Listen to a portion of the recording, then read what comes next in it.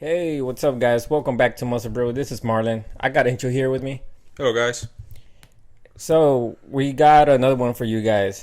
We are going to start this video with Wesley Vissers. Congratulating him for his victory on the IFBB Pro MPC Worldwide Festival Bodybuilding and Fitness. That's a really long name. I don't know what's wrong with competitions with the bodybuilding, but the names are really long. Yeah, and I mean, it's like we said last week, man. We talked about him a little bit last week, and he was looking very good. And when we made the video, he was getting ready to compete. Yeah. And I think the next day or that night, we got the results, and he qualified. He's ready for the Mr. Olympia. He won. And I mean, I just gotta say, man, look at this picture right here. It's him doing the vacuum, and that torso, man, looks like a barrel. That's a really good torso. I was saying about this earlier, about the lats. I think his lats are really high, and I think it benefits him Yeah, a lot. For his physique, for his structure, I think he having a high lats make him look better. Yeah, the way his body flows. Yeah, he pulls it off, man. Not everybody, almost nobody can pull that off. But hey, let's say, classic physique, man. It really doesn't really specify which era.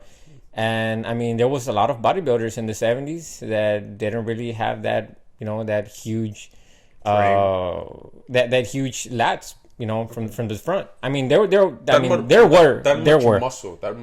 Yeah. Let's say these guys are 10, 20 pounds bigger than they used to be 20 years ago. Yeah. And they used to look really good. And I remember seeing videos of them competing, and the conditioning was always on point. Yeah. It was hard to see someone not conditioned.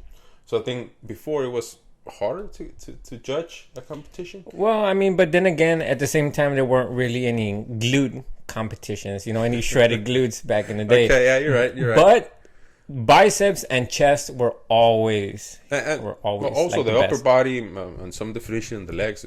It was always there. Yeah, it was not the best shredded glutes in the world, because of the conditioning, but still, it was a really good battle with the physiques on the stage, and he deserves to be in the Mr. Olympia. I hope he does better this year. I hope he uses those same trunks. Remember? Yeah. Last year he used the higher trunks that did not help at all, and he ended up in a really, really high place. That he was pretty disappointing, and I hope he can crack the top 10 this year. Yeah. Hopefully he just keeps doing better, man. Yeah, at least I want to at least see him pop. On those top five. Top five. I want to see him. Yeah, I want to see him. Or you want to see him in the few years in the top five? It doesn't really matter as long as I get to see him. Okay. Because I think he deserves it. I think he deserves to even have an Olympia. He's a young guy. Yeah. He's a young guy that you never know what can happen 2-3 years from now. So hopefully I see him win an Olympia. Hopefully he gets it. Okay, so now we're going to talk about some Arnold Classic news, about some competitors that are going to compete on the Arnold Classic. So I'm going to start talking about Nick Walker. He uploaded this picture a few days back. And he says here on the left is 4 weeks out from New York Pro, where he won. And he qualified for Mr. Olympia. And on the right is 4 weeks out from the Arnold Classic. So he says changes have been made. Do you see any changes? Yeah, man, I do. I see that. He's got a little bit more structure on those delts and on that back. More lower lats. He filled up his back a little bit more. Yeah, he did, man. It looks. He's starting up his glutes. Yeah, unless you know what you're looking at. These guys are so big that adding 5 pounds of muscle, it's hard to see. Yeah, it's hard to see. Yeah, we really need to put attention to see the changes, and I think he's looking really good. And where do you see him on Arnold Classic? Where do you see him placing? Well, he said first place. He's got high expectations. Yeah, he wants to win. First place, man. And earlier, a few weeks back, maybe a couple of months back, some people didn't really like that. Okay. But that's just, that's a good mentality. He's planning on going to win. He doesn't want to get second place. It's a winner's mentality. So, where do I see him? I mean, I don't think anybody can deny that he's gonna at least be top 5. Okay. But first place, whoa, man. I mean, okay, let's do something because I'm not really sure who's going to compete on the Arnold. So let's just look at the list, compare the list. Okay, we got Lionel Bayeki, someone you really like. Yeah. William Bonac, who is the defending champion. Max Charles, Seung Shun Lee, Mohamed El Imam, Steve Kuklo. Cedric McMillan is out, unfortunately. Hassan Mustafa, Sergio Oliva Jr., Justin Rodriguez, Ian Valier, Nick Walker, Akeem Williams, and Rolly Winkler. Okay, so it's a really tough lineup. Yeah, a lot of really good competitors. Yes. So where you see Nick now placing? I You seen him top 10, top 5? Well, I mean, Let's not put a place in it. Just where you see him. Well, I mean, Akeem Williams, man. I mean, he went really low on his weight, but he made a really, really good comeback. And I would just see it a little bit more different if he would have maintained the physique. Okay. But I mean, who knows? Maybe losing a lot of muscle and losing a lot of weight or losing your physique maybe just helps the body even more. But if Kim Williams, and we got Rolly Winkler as well, and Sergio Oliva Jr., William Bonac, defending champion, Steve Kuklo. I mean, and if all of those guys come, to the best, in some of the really good shapes that we have seen them in the past before, then I mean, I don't know, man. It's a tough battle. I don't know. Yeah, it's a tough battle. Amazing. I cannot wait to see that. So Nick Walker, we'll see Nick Walker now.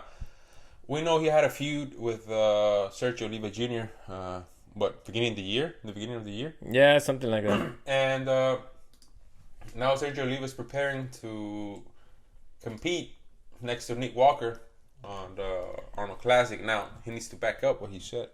That that the young bloods don't know what something about something like that. No, that the veterans know better or they look better, something like that. I don't really remember.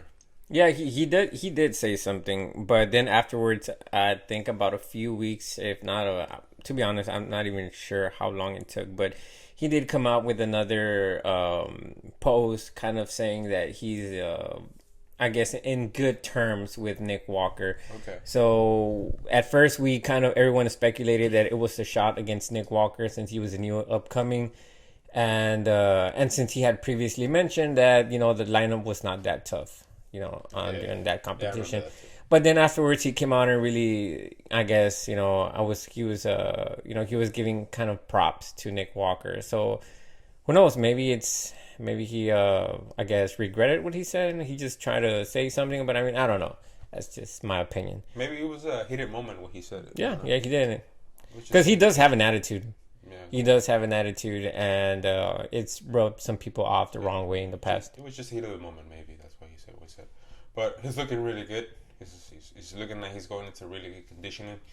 And I cannot wait to see him next to Nick Walker and the rest of the guys. And also, during his training that we see right here, his arm workout, not this one. I think it was something in his stories. This story right here. He met with someone at the gym. So who did he met with? Breon Ansley. Breon Ansley. Where is it? There you go, Ansley. He's training some back here. We can see he's training some back. And here he is. The Breon Ansley. They think they met up at the gym, or he happens to be at the gym where he was training. And we're going to talk next about Breon Ansley.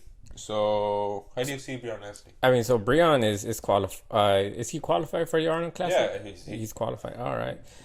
You don't qualify for the Arnold Classic. Remember, it's an invitation. Yeah. There you go. Come on, my bad. That's kind of what I meant. Okay. Like if he was in the list, but yeah. So I mean, we have him here doing some legs, and I mean, first of all, I gotta say that's a really cool machine. It puts kind of like takes all the stress off your back. Yeah. As I can see, it moves with you. As your body feels better at. It's kind of like that machine that they have. Not the machine, the bar that has the two handles in the front, so you can hold the bar through the front, like two bars, then it kind of reminds me of that. But this is more like a machine wise. So I mean, you can even grab it. So you're always gonna be all right in that machine. Put some legs on that machine. Okay, so he's gonna compete on the Arnold Classic, and he also gonna compete on the Olympia. He's gonna try one more time to try and win that title and take away that title from C-Bump. And I don't believe he should quit, man. I don't believe he should quit. But I don't think he's gonna quit in a way of I'm gonna retire. He's gonna go up. What? To open? To open. Okay. I think he's gonna move up a weight because in order for him to hit his weight limit, the classic physique is really low, and he has to lose a lot of mass in order for him to make the weight. How does that's kind of crazy though? Because I mean, Chris Bumstead keeps on growing, man, and I've always been thinking to myself. But the thing is that his height, he's 6'1", and I think his limit is 240 pounds. Yeah. Imagine that 6'1", 140 pound monster. Right? He's an open guy already. Yeah. You know, and if you're not that tall, well, that weight is gonna go down. Yeah, that's true, man. It's hard for them. I mean, he can only. I mean, that's true. Since Chris Bumstead is taller, it's always gonna give that illusion of outsizing, so he can't really defend himself. Yeah. All right. No. Then I guess that's up to him. I remember where I read that he was planning on he was gonna try one more time, and he was gonna move on. He was gonna move up on weight, something like that, because of the weight limit. It's hard for him to make weight. Oh wow! Then that's really that would be really interesting to see him. I guess now let go of the rope and just grow, man. Just grow to see what you can do, to see how big your body can get. That's really good. Like I said, that's what I remember reading that. Man, don't believe me. Take that as a grain of salt. Take that with a grain of salt. Okay. But I read it. I'm sure I read it, man. Don't worry about it. All right, so now we have a Peter Molnar, the eighth. Remember this guy? Yeah, the eighth wonder of the world, man. Yeah, I remember from Leo Marco. Remember Leo Marco found them on the internet, and he was the eighth wonder of the world. So yeah, I mean, this guy, we've seen some of his pictures of him posing. Let's look for a picture of him on stage, bro. And I mean, he just looked perfect, man. I mean, he just looked like like a statue. So yeah, this guy's qualified for the classic physique for the Arnold Classic. He's not qualified. He's invited. Sorry, I keep using qualified, man. I'm sorry. Yeah, it's because man, like for a lot of the competitions. Yeah, it is, but not for this. Yeah. My bad. I for some reason I just keep bringing that up. Cool, man. But yeah, man, and so he's gonna be there. Just look at this side tricep. And side tricep, man, it's crazy. And he works with a real technician. So I remember this guy used to work with Jay Cutler and Sean Roden, Mr. Olympia. So man, he has a really good coach behind him. And this is his side tricep. Look at that arm, bro. That's crazy, man. That's crazy. Like an open arm and like an open class arm. It's classic. Yeah, man. It's crazy. I cannot wait to see him compete with the big guys over here in the U.S. He's from Europe. I'm not really sure from where, honestly, but he's from Europe, and he's gonna be competing over here in the U.S. now in the Arnold Classic. His nickname is the Freezer. What is that? The Freezer. Yeah, it says right here, the Freezer. Look at it on his Instagram. Peter the Freezer Molnar. Why? Why would you call him a freezer? Is he so white that he's a freezer? What the hell does that mean? Look, this is him relaxing on the beach. It's just sick, bro. Just out there. Sick physique. Okay, so now some sad news from the Arnold Classic. So, like I said earlier, Cedric McMillan is out from competing due to a hand injury he had earlier in the year, and the doctors said nope, you cannot compete this year. That's a real shame, man, considering that Cedric McMillan has a track record of always coming best looking in the Arnold Classic. He's been competing since 2013. This is the first year he's going to miss the Arnold Classic. Yeah, and usually, I mean, this guy has been not really been consistent with bringing the great conditioning, but he has in the past seemed to look better at the Arnold Classic. And I believe he won the 2017 Arnold Classic. Am I not correct? Yes, he won Arnold Classic, yes. I'm not really sure what year. Okay, so I dropped my phone. Let me look for the info on Cedric McMillan. Hold on. Sorry about that, guys. Yeah, I mean, so this guy has some really great lines. That's so funny. I'm sorry. Okay, so Cedric McMillan. Let me get that real quick. Yeah, so it's a shame, man. He's a really good bodybuilder, and I would like to see him on stage. I mean, dude, I mean, I've said it in the past. This guy has, a complete package. If this guy could nail his conditioning just 100% perfect, man. I mean, he would come 100% on the Mr. Olympia. I'm pretty sure this guy would be top 2, at least top 2. Yeah, I do believe it. He had a problem, right, with this. One time when he was about to compete, he was about to get on stage. He went to the hospital. He was got really sick. I remember we were watching that, and I was like, "Wait, where's Cedric McMillan? He never came out." And then the next thing I see on social media, he posts a picture of his arm with I guess one of those IV injections on his arm. Mm-hmm. And so apparently, this guy said that his organs shut down. Because he was I guess he lost so much water. He was very dry that he said that his words on the post was my organs were starting to shut down. That's crazy, man. 2017 is the year he won the Arnold Classic. Mm-hmm. 2017. Yeah, he did. And I remember that. And from there on, he never came in as he used to. I think that left him with a little scar on his head, what can I say?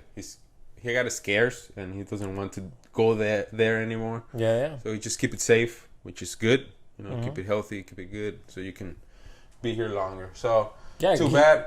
Yeah. I mean, it's too bad. Yeah. He could have died, man.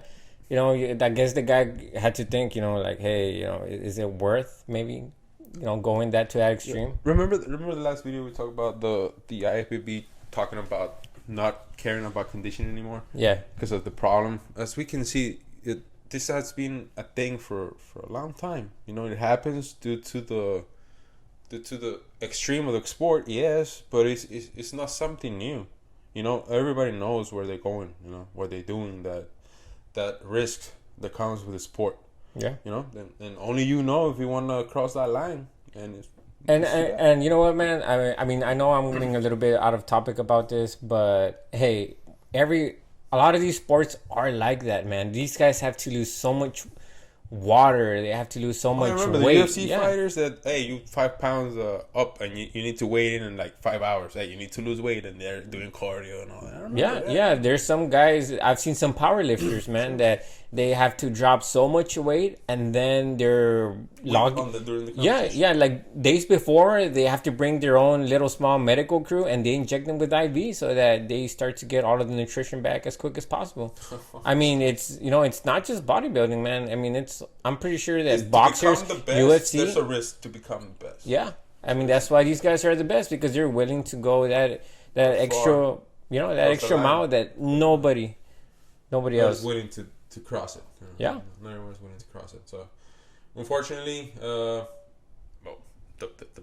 reason he's not going to compete is due to an arm injury that happened during his because he's in the army, so he had a problem there with during the everything he was doing, and he got an injury, and now he's not going to compete this year.